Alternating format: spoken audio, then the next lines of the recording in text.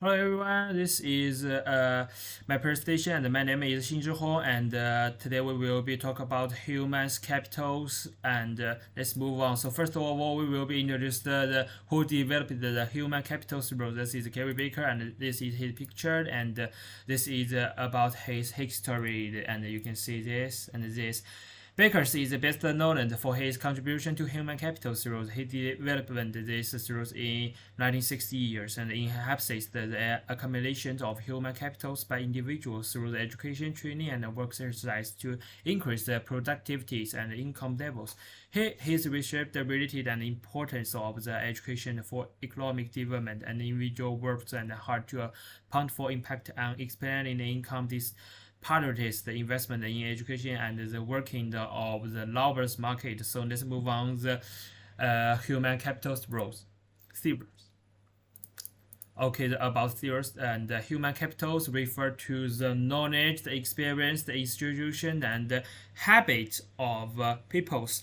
So the so-called human capital is to consider the human capitalities such as knowledge, skills, expensive education, and health as a kind of the capitals, and to improve the output capacities through the contributions, investment, and accumulations, choose the improving the economics and development of the whole societies. In simple terms, it means investing in the whole person and nurturing and developing them in the holistic manner so that the capitals that can be enhancing and they can be better adapted to the needs of society work forward.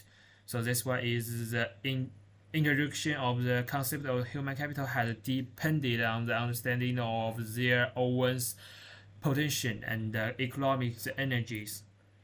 So let's move on to the next one questions. Yes, this one questions. The question is what can be utilized and human capital theories can be applied in the number of the areas context and the follows are some common situation and areas. So I make this four part about this situation can be used as this human capital rules. First one's education, policy and investment decision, labor market and incomes dependencies, the market and management, business management and human resource development, social policy and economic development. So I make a summary that is investing in education to gain knowledge and skills improve their competitiveness in the future labor market. So this are this one's answers. So let's move on. Next one. So how can you relate this role to a real life? That is the real world society, societies. So I make two examples. The first one example is the follows the chart shows the number of the education growth in Malaya over time to 2011 to 2008 years. So this chart shows us the education. So SPPI that means education. If you can see here, that is the 20 and 11 years. SPPI just have 100, but when the time increased, we can see this is increased. SPPI is increased, and at 20 and 18 years, the SPPI have 113. So this is the first one example, and the second one. Before we talk about this question, here is interesting questions. How much would an extra year of schooling increase the economics, the incomes?